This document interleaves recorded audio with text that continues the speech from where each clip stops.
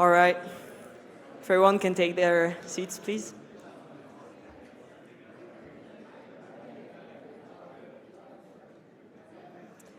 Amazing.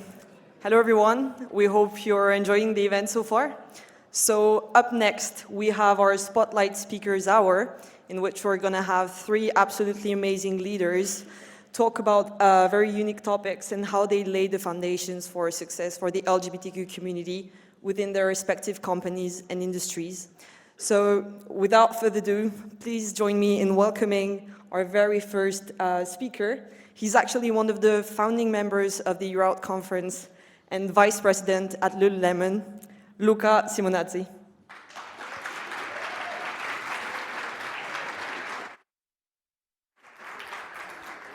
Good morning. How are you? How's the energy level in the room? That doesn't sound great. Actually, I'll start with how we would start in Lululemon. So I'll ask you to stand up a second, to leave your phone, your iPad, any technological instrument that you have, and just shake off for a second, because I'd like you to be in the here right now. I mean, if we were in Lulu, we would do a yoga session, but I see you're not really dressed up for that, so okay, let's go back, and thank you for doing that. So it's a true privilege to be here today. Myself and a group of classmates in 2010 organized the first EUROUT, and we had this vision, and I know Aiden is here in the room representing Romba. A few of us had been to Romba in the US, and we were like, why there's no such a thing in Europe? Why we have so many good business schools and there's not such a conference?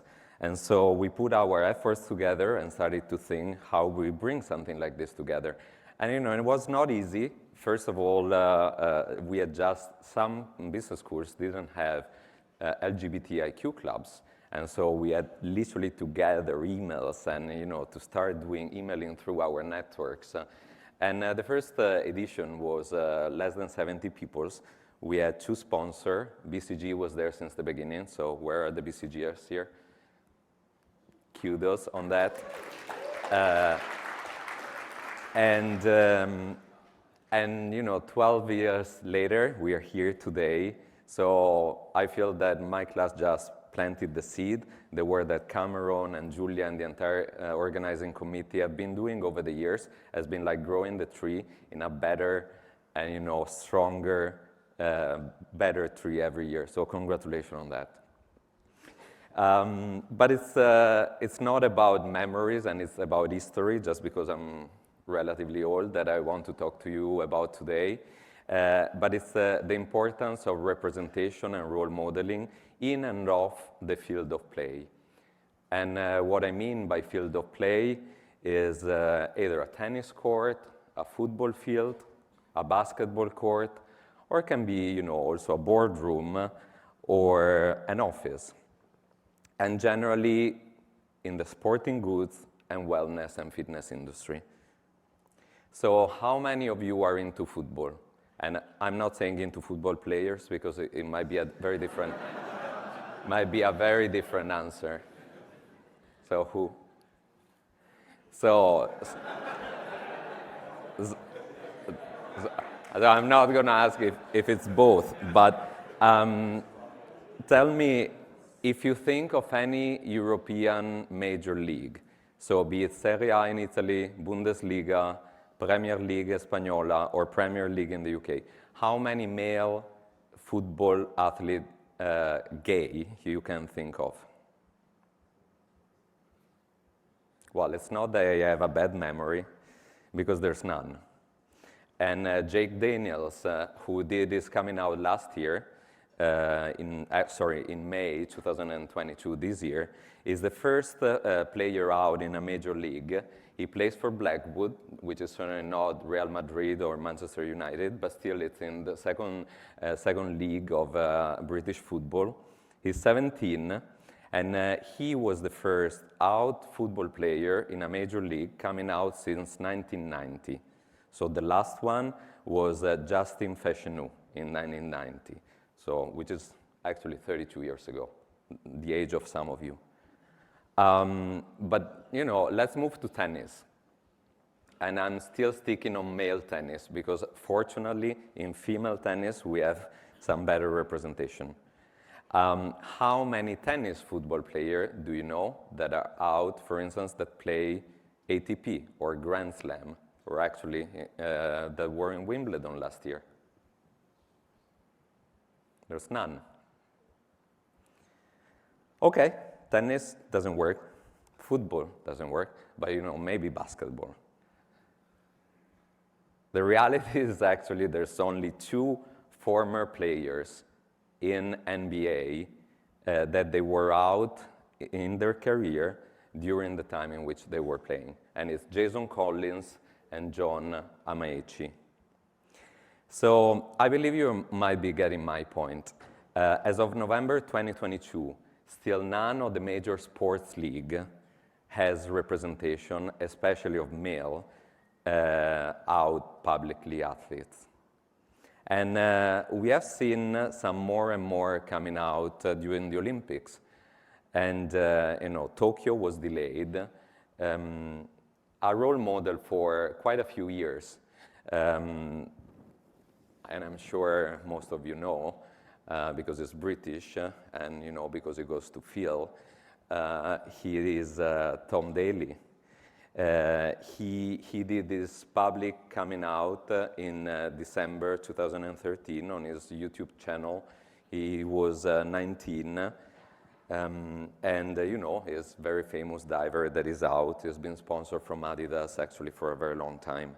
But getting back to the Olympics, you know, latest Tokyo Olympics, everybody was loud. Wow, we have tons of out athletes. We had 186 athletes between male and female that were out. It's a great number. In Rio actually was 51. I was in Rio because I was with Adi, and so I was there at the Olympics in Rio. So it more than tripled. But still think that there's around 11,000 athletes participating to an Olympics. So actually saying that 186, it's a lot, is actually less, and you don't need to work in finance like me, it's less than 1.7%. So, which I think it's an underestimation of LGBT population. So we start to see increase in the number of athletes coming out in professional sports. In Beijing, actually, we had 34 in the Winter Olympics. And we start to see federations and sponsors that they are endorsing more, supporting more in the process of coming out of athletes. But still we see that in the major sports, so as I was saying at the beginning, tennis, basketball, and football, we don't see that. And honestly, this is a truly major missed opportunity. Why is that the case? Clearly because the reach is different. You know, when 186 athletes in Olympic, unfortunately, the reach of boxing, of field track, is not the same of football. And I don't know if you followed, less than a month ago, it was a Sunday morning when Iker Casillas, he is the former goalkeeper of Real Madrid and of the national Spanish football team, he tweeted, "I hope you respect me, I'm gay, #FelizDomingo." The post went viral. Puyol, you know, he played with him, he commented on that, and literally within 2 hours, it was super shared, super retweeted, and it was on all media. Unfortunately, it was not true. So after 2 hours, the tweet was taken down, and Iker apologized to our community, and he said, "I'm sorry, the account was hacked, so sorry." So the impact in terms of awareness and reach that a player like Iker or any other player playing in a major league would have. It's massive, just because of the reach. And, but unfortunately, it looks like in 2022, we are not ready for that.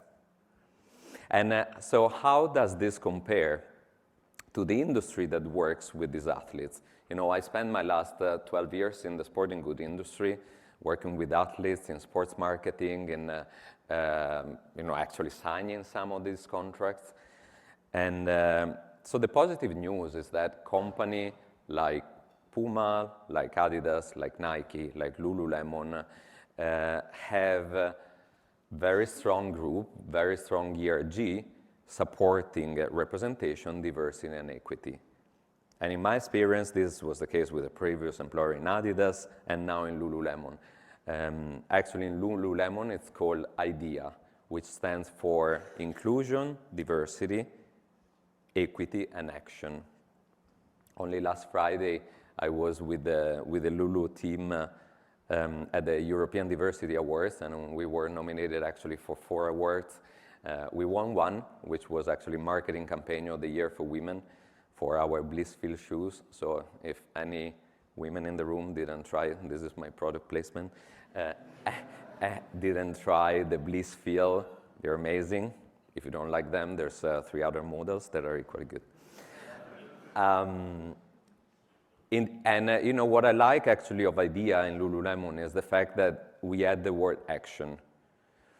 And you might say, okay, here it's one of these acronyms that, you know, you keep on adding letters. But adding action as a word is quite important because it represents to take a commitment to do something. You know, it's not just about raising issues around diversity and biases and creating awareness and advocacy and sharing knowledge, but it's literally to take all of this and put it into practice. Do something for the community, do something for your own employees, do something for the athletes that you sponsor. However, we are on a journey, and I experienced multiple moments in my career where I was approached by other employees who believed that there were not enough out leaders in the organization. And for instance, with Adi, I was a global sponsor, actually executive sponsor for LGBTIQ network. And I got approached from employees to mentor them, to coach them. And it happened, though, they were approaching me as straight employees, that then they were coming out to me. And because simply they felt that there were not enough role models, and it was interesting, I thought, the discussion on the panel before, as out senior leader in the organization. And I was grateful, honestly, that they felt comfortable and they saw support and, you know, they were open with me. But it truly reinforced the belief that, or in even very large organizations, supportive of our community, there's not enough role models in leadership roles. And many times, I mean, Adidas employs more than 60,000 employees worldwide. Like role models in leaders, in senior role, are like a single-digit number. So maybe 2, 3, 4. And so many times employees feel discouraged to approach such individuals because lack of geographical proximity, difference in seniority, or many other factors.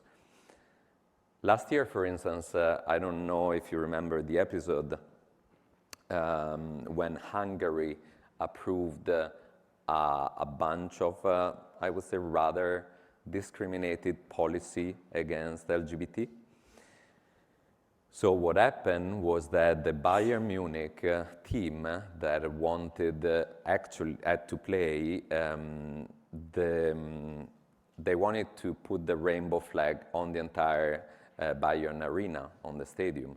Unfortunately, it was blocked from UEFA. Then what Adi did in the case was within 24 hours, put our rainbow flag, I like to say, in front of the building. and illuminated the entire building for 2 days. That actually was what Bayern wanted to do. But the point I'm making is that after a couple of days, I gave a speech to the Eastern European community team for ADI, saying actually how I felt and giving support to them.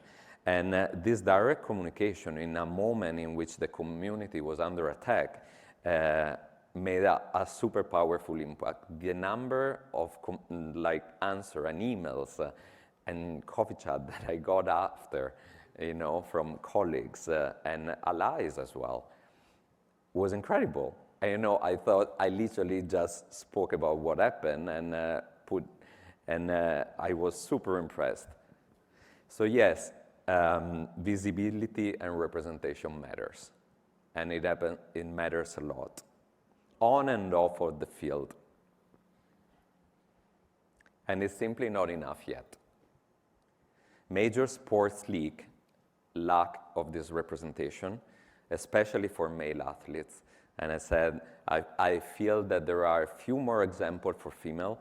Billie Jean King has been in tennis, for instance, a fantastic role model for many. And more recently, actually, in England, Euro 22, we had the hero Beth Mead as one of the best football player. So there's few more role models. I think there's still not an oversupply, but certainly more than in the male side. And I truly believe that also companies don't have enough yet. And it really depends on the geographies and on the sector. So how do we create more of this, and how do we move forward? I'm a big believer that we all have a superpower. And this superpower is not invisibility, it's not flying like some of the Marvel heroes, but is the power to drive change. And we can all drive change in our own field of play, in our own organization, in our business school, through actually doing this conference, through doing a number of other initiatives, or yes, with our employer.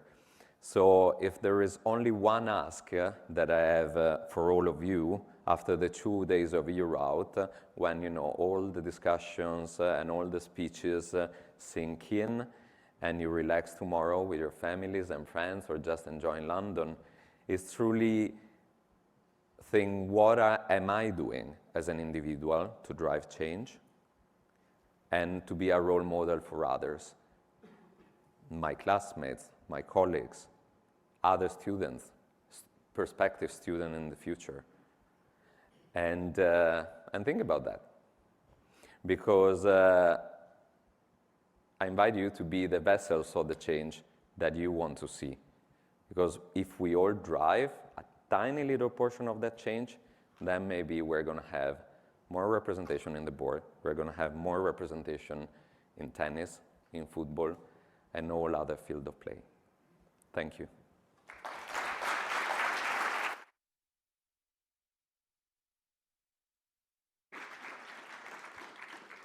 We have time for 1 to 2 questions.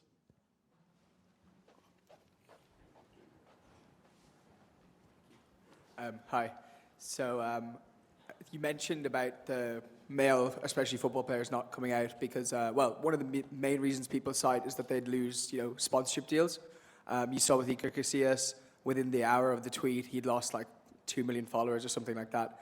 I just thought from the side of like the sportswear apparel companies, is the appetite there for, the sponsorship kind of endorsement deals for an out gay player, or is the kind of prevailing wind of homophobia in the sports kind of detrimental to those? It's absolutely there. Adidas came out with a press release statement in 2012, actually saying we will endorse any athlete coming out, and you shouldn't be worried about that. And I've been inside the organization there and in Lulu now, and I can absolutely assure you that certainly on this side of the sponsor, it wouldn't I don't want to make names, but there's been much worse, I think, episodes actually of certain athletes doing something very different and not in our community, and actually keeping sponsors. So I think, though, it's still a major psychological barrier, and to certain, there's similarities actually with acting in Hollywood, and where some actors are afraid. I come out, then I do only gay roles or lesbian roles for my entire life, and I'm not going to be considered good enough to make a straight role, and even if companies like us, I mean, we support, but ultimately, it's an individual choice. But certainly not because the sponsor would pull back.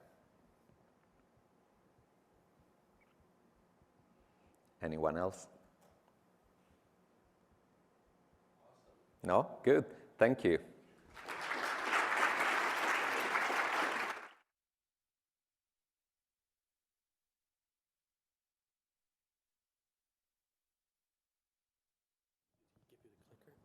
No.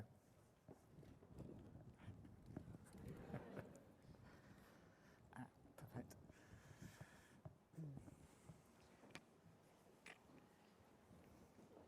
So up next, our following speaker.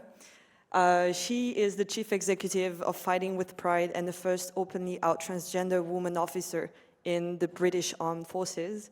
Please welcome Caroline Page.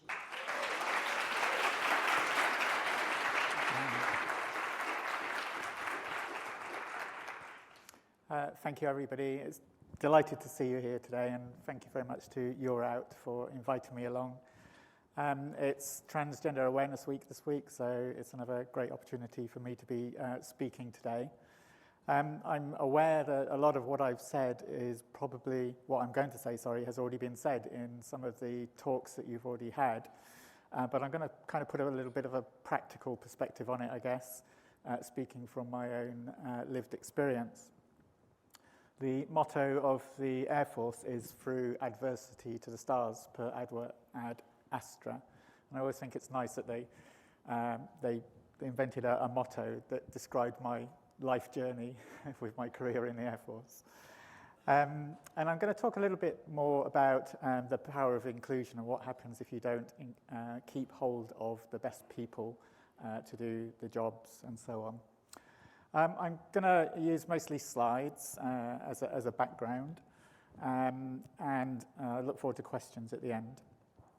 So we're talking about the foundation of success, and where does the foundation of success start?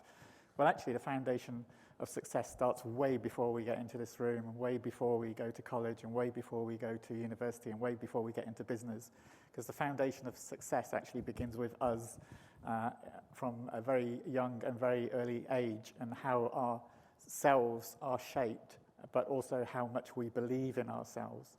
And this is an important factor which will lead into where we get to today. I didn't realize I pressed the button, sorry. Go back. Go back. Anyway, you'll come to that slide, or I'll come to that slide. There we go, thank you. So my own young years, I grew up in a military family. My dad was in the army, sergeant, and we lived abroad most of my life until I got to the age of 13. And it was my first, several things happened in my young years which created where I got to today. The first of those was that I grew up in an army environment, and I became aware of how intolerant the British Armed Forces were to diversity and inclusion. As a youngster, it kind of escaped me a little bit, but it had a huge impact on my life. And when we start talking about businesses and inclusion and getting the best out of your people, we often forget our families and those we loved, and the influences and the impacts that has on them as well. It's not just within the business, because if you're not happy in the business or you're not happy with how maybe you've got a trans sibling or something like this, and the business is hostile to trans inclusion, then that's going to affect you because you have different values. So I grew up in this environment, and around the age of 5, I became aware of my gender identity. And I tried to explore it, but I got a huge shouting at by my dad. And I was made to feel ashamed. I was made to feel broken. And I was made to feel that I had to hide who I was forever because I was different. And of course, in those days, there was no internet, there was no social media, there was no Google, there was none of those means available. And even if as a 5-year-old I was able to explore those, they weren't there or visible to me. There were no visible role models, there was nothing. So the perception is it's you that's broken, you're on your own, why are you like this? And but whilst there, I also found a fascination with these helicopters that used to come in and land, and I didn't realize how much of an influence that would have on my future life either. My dad left the army when I was 13, and we settled in England, and I'd been fascinated by these machines thrashing the air to death, and I went to school, and there was an advert which had that logo up there, Venture of Adventure. Come and learn about aeroplanes. Youth organisation, 13 to 18, boys only in those days. It's not anymore, but it was in those days. So I had a pass to get in.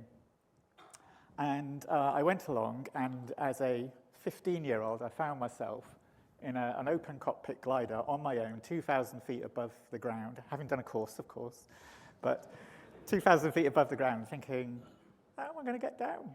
No, it was just beautiful, blue sky day, very quiet, no noise, just peaceful, and I found something that I could do, and I wanted more of it. But also it took my mind away of all my troubles, because when somebody says to you, you can't do that anymore, that's not you, forget about that, and makes you feel ashamed about who you are, of course for you that doesn't go away, because that is you, that is your identity, that's who you hang on to. And you've got to believe in yourself, and that's why I say the foundation of success starts way back then, because if you lose value in yourself, then you're on a lost cause really, because you have to believe in yourself in the first place to be able to survive, to become a success. So having found myself in this cockpit of a glider, I wanted more, so as a teenager I applied for a flying scholarship sponsored by the Air Force and the Air Cadets, and I found myself with a pilot's license as a teenager. It's probably Aurora's in the same boat, actually. So it's quite scary having a teenager with an aeroplane, I guess. But I had no money. We didn't come from a wealthy family, and I wasn't able to explore flying. So how could I do that? The only options open to me at that time was to join the military to fly, knowing that I was going into an environment that was hostile to LGBT+ people. But I'd had to hide who I was already for 15 years or so, and I thought, that's the way my life is going to be, that's the way it's going to have to be. So I joined the Air Force, and I found myself as a navigator on a 2-seat supersonic fighter aircraft, Top Gun stuff, scrambling at all times of the day and night. I say Top Gun, but it was more professional, I think. We were intercepting Soviet long-range bombers day and night, and everybody was proud of me, and they put me up on this pedestal. And of course, it was a macho environment. Women weren't allowed to aviate in the military in those days. Lots of testosterone and the rest of it, and I didn't fit in. And to fit in and to be successful, you had to be an extrovert. And I wasn't an extrovert. I was quite shy, a shy person, because I had to hide within myself all that time. But also, I had to live 2 lives. So having the job gave me income so I could rent a house. That house was my sanctuary. Every time I went home, it was to go and relax and be Caroline, and then I'd go off to work and fly in supersonic fighter aircraft. Ridiculous contrasts. But with that came huge risk, because the military was so hostile towards LGBT+ people. If I was outed, I would be thrown out. I would lose my income, I would therefore lose my house and my sanctuary. I knew I'd lose my parents, I'd lose all my friends, everything would come crashing down. So I had to be really, really careful on not letting anybody see who I was. Of course, if you're not taking your whole self to work, if you're not able to just be yourself and relax, and you're always worried about revealing a clue that might make somebody think, hang on a minute, are you transgender, or are you gay, or are you lesbian, or, you know. So you become very clever at hiding things. Cold War finished, and remembering back to those helicopters, and an opportunity came up. They were asking for fast jet aircrew to go to helicopters for tactical purposes, And I put my hand up, and you never volunteer, you never put your hand up in the military. And you find yourself in all sorts of scary places. And I ended up on that top helicopter carrying 12 soldiers, counter-terrorism work in Northern Ireland. And then I was invited to bring into service a new helicopter, brand new helicopter, state-of-the-art, 24 soldiers. Everything about that aircraft was technology. What an amazing thing. That was a successful pathway for me. I was in a place whereby all my skills and background was respected, and I was working with industry to make sure they put the cockpit at the front. I'm joking. And, but I was on a pathway to success. But what about me? Where do I fit into all of this? And I was realizing that I was leaving me behind, and I was hiding me, and I was burying me, and it was just getting harder and harder and harder. So I had to do something about that. I fully expected to be thrown out of the military if I outed myself, but if I just left, then I lose everything anyway. So for me, I decided to stay and fight. I went outside of the Air Force, got medical paperwork that I could take to my medical officer and say, look, this is what gender dysphoria is, this is me, and I wish to transition gender and stay in the military. Fully expecting to be thrown out, but they said no. I found my first ally. That medical officer was my first ally, and allies are just so incredibly important. She helped fight with medical policy, legal policy, employment policy, all of the policies. Everything that ended in policy was brought together, except trans policy, because there was no transgender inclusion policy, because it was legal. So the decision for me to serve was an outstanding one, and a really welcome one for me. But the ban was still in place, and now I was visible. I was absolutely visible. And so I became a target of all the prejudice and all the voices, and everybody. I was outed on the front page of the newspapers. The newspapers joined in. They said I was a liability, a danger. I shouldn't be in the military because, clearly there was something wrong with me. And this was all I was hearing. And if you're only ever hearing the negative aspects of somebody in conversation, you believe that everybody feels that way. In fact, they don't. The majority of people are quite supportive or neutral and haven't made their mind up yet. But they're being influenced by those negative voices. So what we need in terms of allies is for the majority to be more vocal, to be standing up and to be saying, hey, this is wrong, and challenging that minority of expression, which is making it really difficult for people to move forward in their lives and to be themselves at work. So I ended up doing 10 tours in Bosnia, Iraq, and Afghanistan, and this was in Iraq. And as I say, I became really, really visible. But I would go into the food tent, and I would be harassed by people, all the troops who were sitting around there having their meal. Here comes that bloke again, and saying all sorts of negative things, which my teammates weren't picking up on. And I was working really hard to develop. I was a tactics instructor. I was a platform protection specialist. So all my skills were involved with keeping the airplanes safe, flying in that environment, teaching the crews the tactics that they needed to survive in that environment. But they weren't seeing that. They were seeing a transgender person, and their value of me was being transgender. It wasn't in the fact that if they flew on one of the helicopters that we were operating, their life was in a much safer space because that transgender person that you're mocking is actually the one that's made it that way. Because people don't see you for the skills and experience you have, they just see you as a person, and they make that judgment there and then. Had they known that they were going to be in a safe space because of the person they're mocking, maybe their behavior would have been slightly different. So I realized it was all about awareness. Inclusion is about awareness. So I went out and started doing talks to units and things. I started winning awards for exceptional service for being credited with helping to keep people safe in those spaces. So the flares coming out of the helicopter up the top there, they're decoys for heat-seeking missile systems, which again, it was my responsibility to make sure that all our crews knew how to use that properly. So very cut story, very short because I'm aware of time. So LGBT plus in the armed forces changed in 2000 when the ban was lifted. And today we're in a far better place. So since 2000, the military slowly, it took 4 or 5 years to understand the power of inclusion. And that in this photo here, which I've blurred because otherwise I'd have to get permission off everybody in the photo to use it, there's Army, Navy, and Air Force all LGBT+, all marching in London Pride several years ago, and all of that experience would have been thrown out because of who they loved or because how they identified. And you've lost an incredible amount of experience, skill, and capability because of that one belief. That's not inclusion. The power of inclusion is keeping all of that with you. If I'd have been excluded from the military for being trans, I wouldn't have been in a position where I was in Iraq to do that work. Other people had that training, but they didn't have the same experience or background as me, so I was the only person that could have done it. Right, I'm going to finish very quickly now with, so I left the Air Force and I set up a charity, helped set up a charity, it was 3 of us, called Fighting with Pride. And the thing about success is the military has become an inclusive environment, but it hurt an awful lot of people up until that ban was lifted in the most terrible ways. We were sending people in the UK military to prison in 1996 for being gay.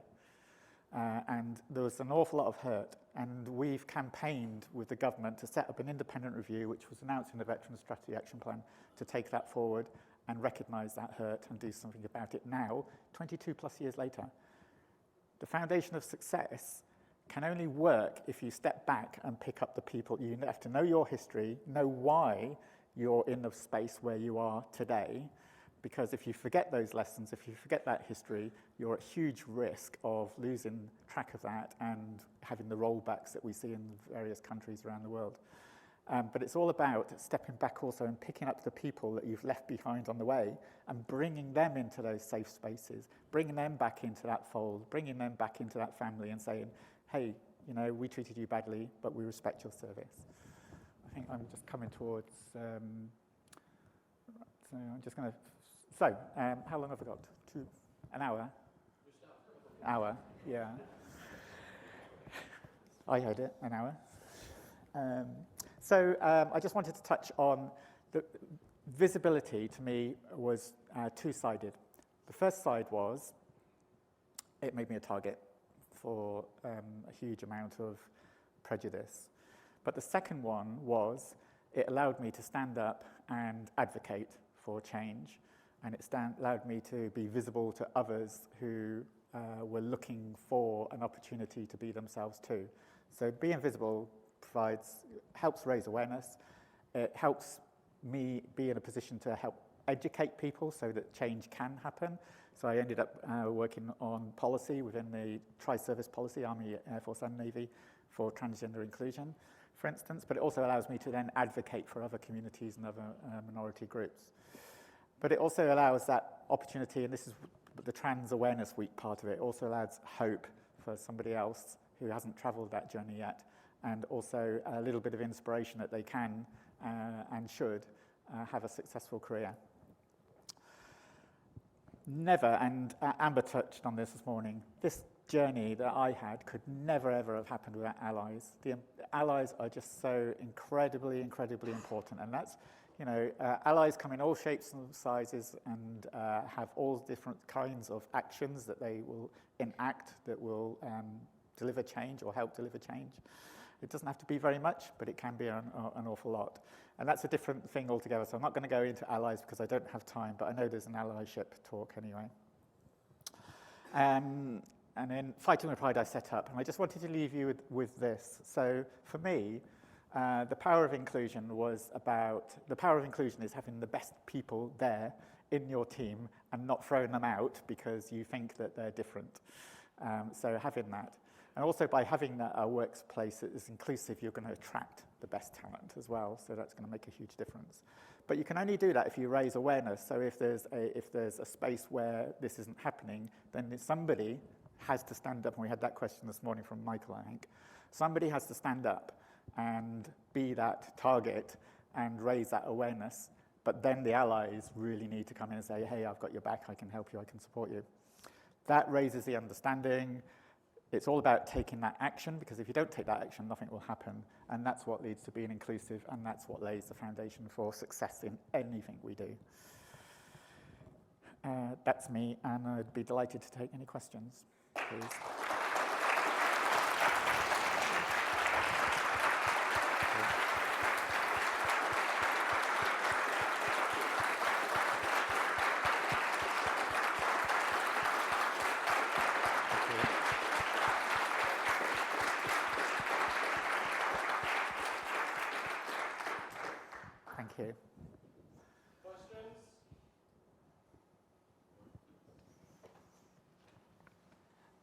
Hi, thanks for sharing your amazing journey. Like, we cannot imagine the time that you have been through. World is getting better day by day, but it's not perfect. What would be one advice from you to everyone who might find themselves into similar situation where they have been picked up, they have been called out, or they have been discriminated? So, what would be your advice to anyone from the LGBT plus community who gets into similar situation, so that they do not break down, like they get more stronger? Because your journey itself is so inspiring. Thank you very much. Thank you. It's a brilliant question, and can I cheat and say two things? So firstly, I really do believe you have to believe in yourself, and there are occasions where you won't feel that you can be yourself and you're told that, you know, that's not acceptable, but you can't let go of that because you have to believe in yourself. Even when you can't be yourself, it's still about believing in yourself, so that at some point, hopefully, you'll be in a position to be able to take that forward. But the second thing really is not to be on your own, not to do this on your own, because it is a huge challenge for anybody, and it's about those allies. And whether those allies are friends, maybe family, maybe work colleagues, or maybe support groups or peer support groups, or whatever. There's loads of amazing support out there for anybody. They don't have to go along in person to those kinds of opportunities, because there's a lot of stuff online as well, so you can also be anonymous and just build your own confidence and support network up.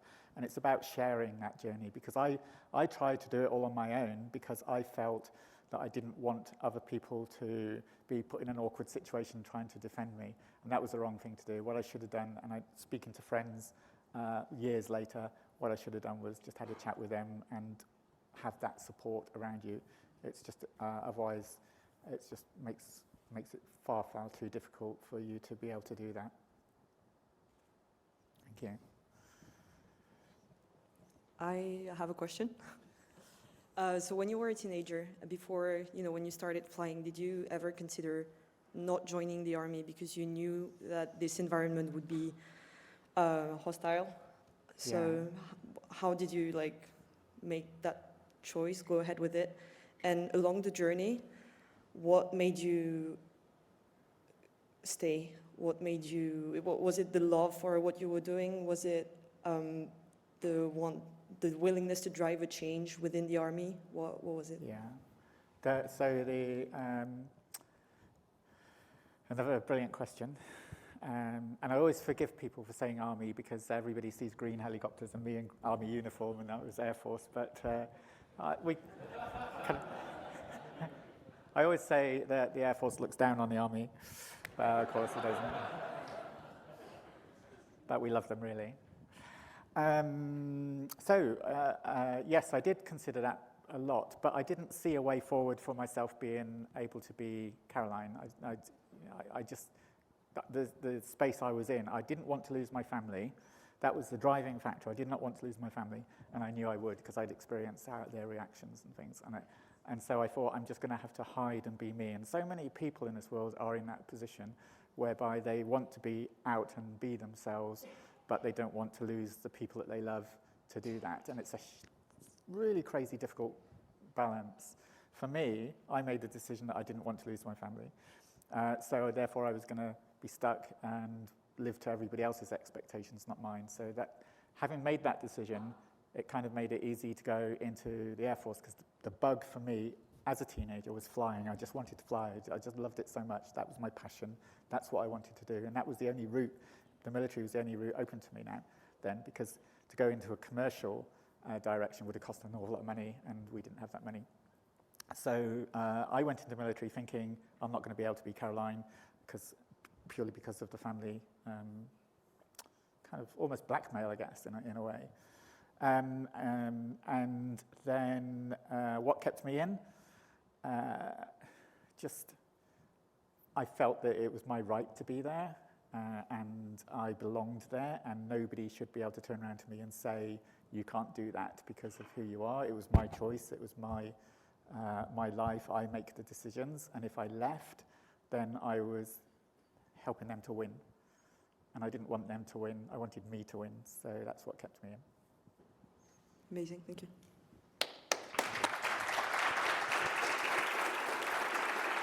Thank you. Thank you very much, everybody. I'm around for the rest of the day. So see you later. Thank you.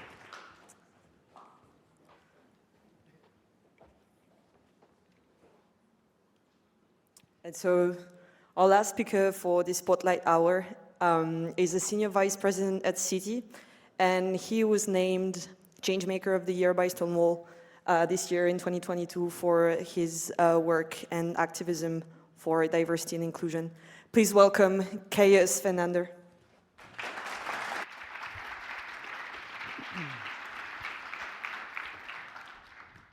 Hello. Can I get a show of hands? How many of you really want to know who Superman is? Great, all of you. Well, you are in luck because you're looking at him.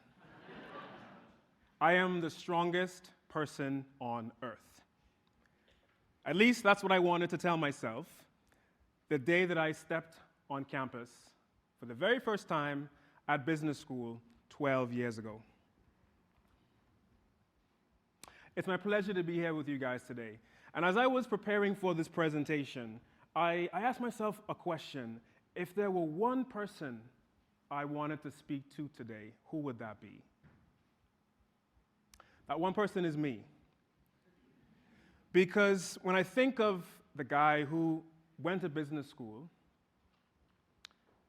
he was carrying around a huge piece of kryptonite that he thought was going to destroy him. But what I would say to him is, hey, good looking, don't you know that you have a superpower? I'm going to share with you today how I discovered my superpower and give you some ideas about how you can discover yours. I'm going to start at the beginning. I was born and raised in the Caribbean.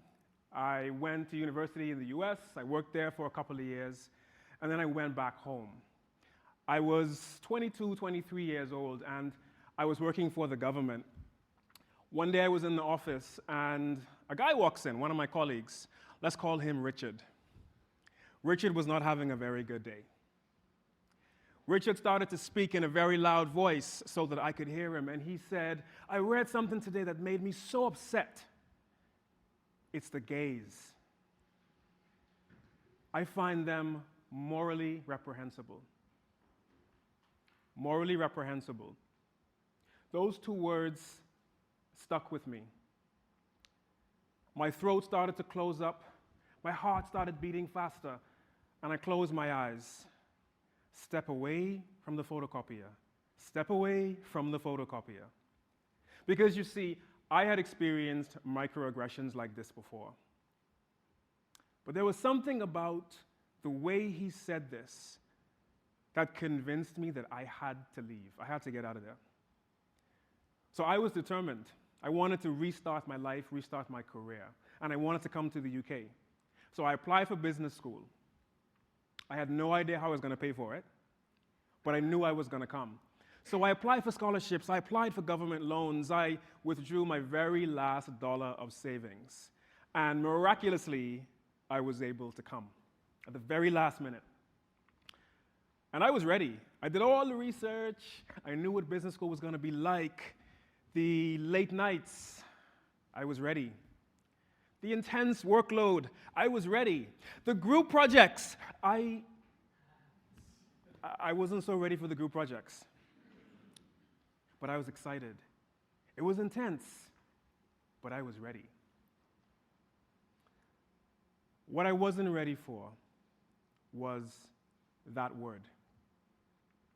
Now, I'm going to issue a trigger warning because some of you may find this word offensive. Hey, maricon. You maricon. What's up, maricon? I didn't know what this word meant. And if you're like me, I had to go and research, and I found out that maricon was the F word. Many Spanish-speaking South American countries, this word is used. And for some reason, it caught on like wildfire in my program. Everybody was using this word. And I was horrified and I was mortified when I discovered what it meant. Because by this point, I wasn't out. And nobody else was out. And this word, I believe, made sure that it stayed that way. Because I get it. When you're at business school, your entire life is ahead of you. And I thought to myself, I have a decision to make. Am I going to kick through that wall of silence? Or am I going to just put my head down and work? We all know that anywhere between 40 to 60% of people who were previously out, when they join the workforce, they go back into the closet. And I totally understand why that happens. See, what was going through my mind at the time was, there were two things. The first thing was the professional, ambitious, driven me. I thought that he was separate from the queer me. I didn't see how those two identities came together. But the second thing that was really on my mind was, like every superhero that you guys know, you believe that if people know who I really am, if they know my identity, I won't be able to make an impact. And that's what I was thinking. What I didn't realize, however, was these thoughts allowed a supervillain to enter my life. You all know the supervillain. Imposter syndrome. Imposter syndrome. But what I also didn't realize was that I had a superpower to deal with this villain. So I graduated from business school and I entered the world of work. I got a job at Citi. I was excited, but I still wasn't walking the talk. I was very much closeted. I avoided questions about my weekends. I avoided questions about whether I had a girlfriend or a wife because the excuse I made was, I'm focused on my career. And that lasted for a while until one day I met somebody by the name of John Amici. Anybody know who John Amici is? Nope? Okay. I'm going to tell you, but I want you to Google John Amici as well. John Amici was the first NBA player to come out as gay. And he was speaking at Citi. John Amici is also a black man. He is British. And when I heard him speak for the very first time, he had left his career in professional basketball and he had retrained to become a psychologist. And as I was looking at John Amici on the stage, I thought, gosh, we have so many things in common. Here is a confident black man, just like me. Here is somebody who has decided to pivot and retrain and change their careers, just like me. Here is somebody who is 6 feet tall,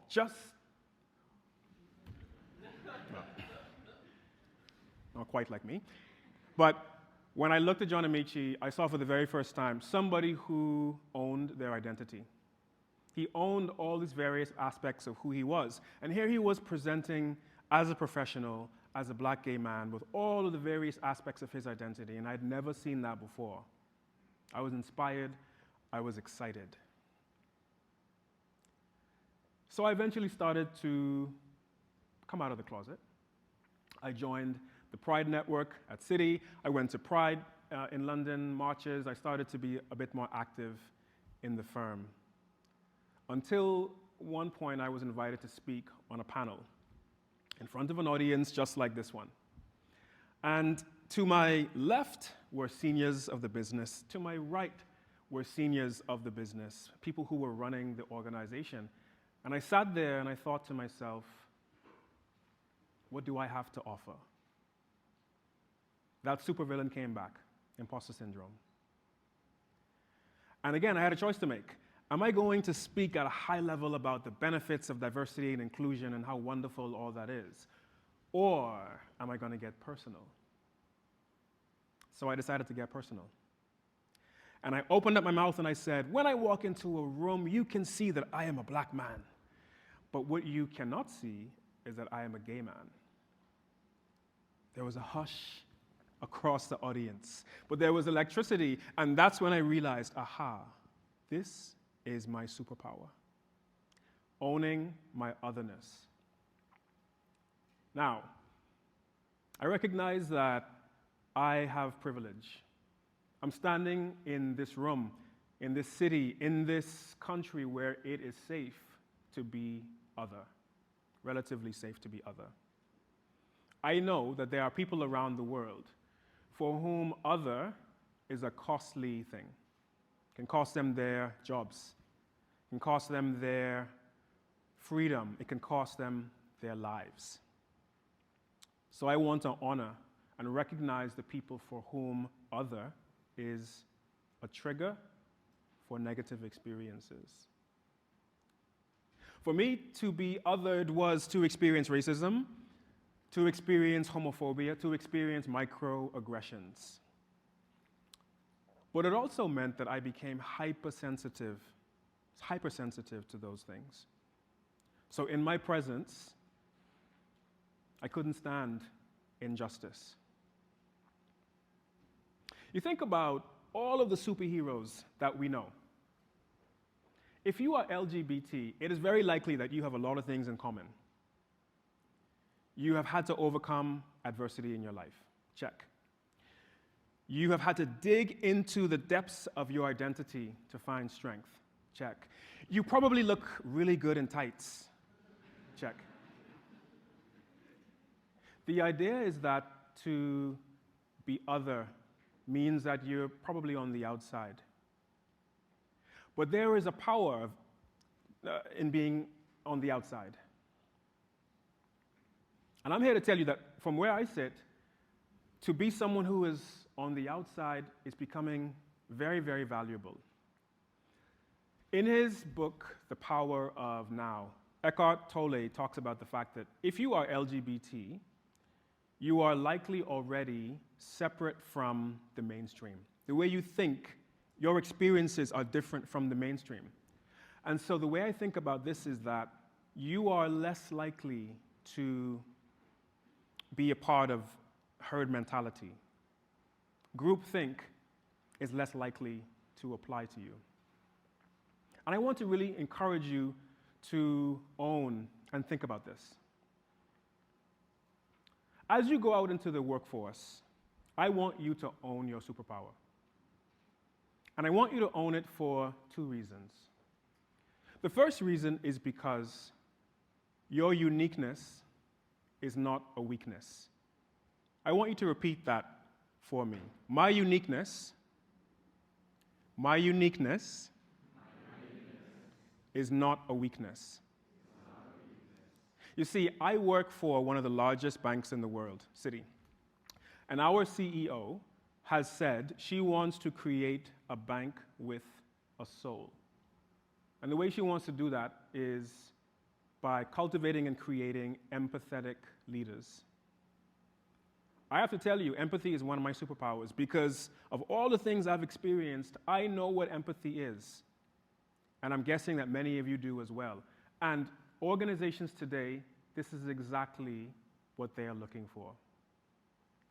But the second reason I want you to own your superpower is because of the shadow that you will cast. Many, if not all of you in this room, you're going to go out and you're going to lead organizations. You're going to lead people. You're going to lead ideas, the big ideas of the world. There will be people looking up to you, encouraged, influenced by you. One of the greatest superpowers for me has been to empower other people. I have to tell you, it's so gratifying when someone approaches me at work and says, Caius, I am not out, but I've heard you speak, I listened to a podcast, and now I want to be. I want to go on that journey. There's been nothing more satisfying for me than hearing that and knowing that I can be a part of somebody's journey. And so, I want to leave you with three things, how you can find your superpower. The first thing I want you to do is I want you to face it. We all know that every superhero struggles with their identity, and they're only able to make an impact when they accept who they are, right? Who you are at your core, your values, the things that you believe, these are the things that make you a superhero. They give you strength, they give you power. But you have to face these aspects of your identity. The second thing I want you to do to embrace your superpower is to find your sidekicks. Who are the Robins to your Batmans? Who are your Mary Janes, your Lois Lanes? The people who will love you unconditionally, who will protect you, who will point out your blind spots. These may be people already in your life. They may be allies at work. Find and cultivate those relationships. And the third thing I want you to do to embrace your superpower is to protect yourself. Go to where you're being nourished. Look after yourself. One of the biggest mistakes I think anyone can make is to sacrifice their identity, their authenticity for a job. Protect yourself. Because in finding and tapping into your superpower, you will be unstoppable. So let me ask this question again. How many of you still want to know who Superman is? Here's what I want you to do. I want you to hold up a mirror to yourself. Because the one who's going to save you is you. Thank you very much.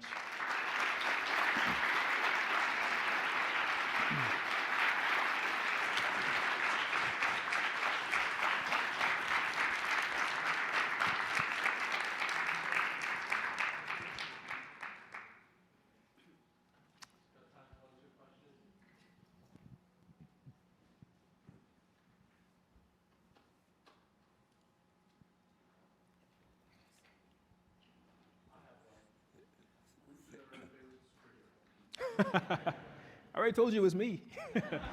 My favorite superhero, to be honest, my favorite superhero is actually not, a DC or Marvel superhero, but it's my mom, who was an incredible person, and she taught me how to sit in the front of any room that I step into and to always be proud of myself, and to never let anybody take anything away from me. So that's who I would say. You won't know who she is because she's not on comic books, but that's my superhero. Hi, thank you again for your speech. I have a question around what happened to Richard, and specifically,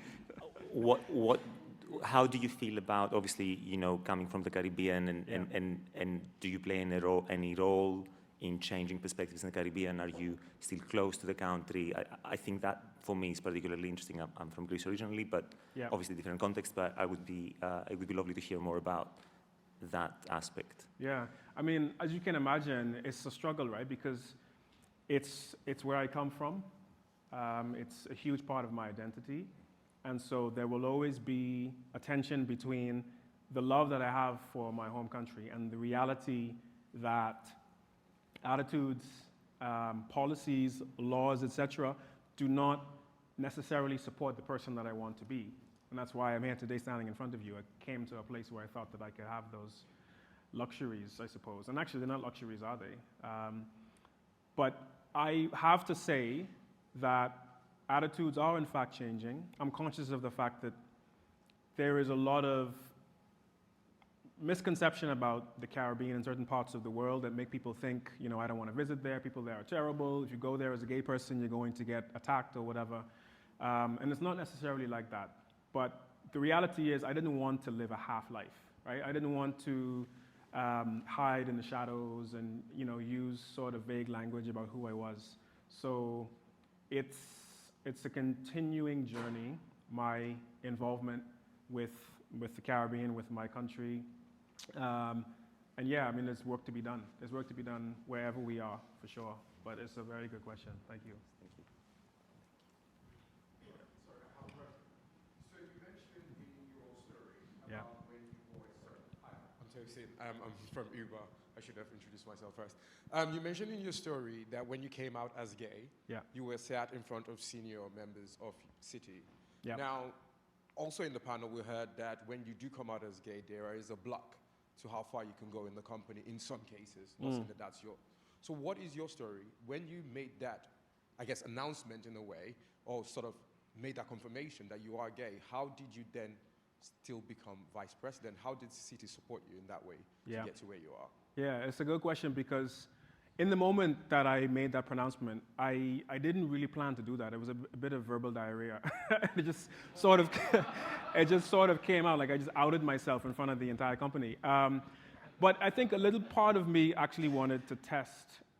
I wanted to test, are organizations doing what they say they're going to do, which is when people bring themselves to work, that they are supported, that their prospects are not in any way diminished. And yeah, I was slightly terrified, to be honest with you, after I stepped off the stage. Like, okay, things have kind of shifted for me now. Everybody knows how people are going to deal with me, how they're going to address me, etc. And I was really overwhelmed by the support of senior people, but people who were sort of my peers and colleagues, who approached me and talked about the fact that, you know, there was a guy who said, look, my son is gay, I'm really struggling with this, I don't know how to support him, I don't know how to help him. It just opened up a lot of opportunities and conversations for me. I can't lie, it increased my visibility in the firm. And I think the way that it's viewed is that, you know, organizations want to improve their credibility, but they also want to improve their ability to attract talent. We hear about this all the time. And to create spaces and environments that allow people to not only be attracted to the firm, but to stay, right? That's why inclusion and diversity go hand in hand, because there's no point in bringing diverse talent into the firm and then leaving them to their own devices and not acknowledging that not every environment is going to be safe or perfect. We have to do things to help people be comfortable and thrive, not only survive. So City is very good. We have lots of employee resource groups. We've got policies around how to treat all staff, but in particular, staff that have diverse profiles, backgrounds, etc. There are lots of ways people are supported. And I'm happy to have benefited from those things, but also to be a part of continuing the story and how we make the place a lot more welcoming, accepting for people that join. Yeah. Thank you. Thank you very much.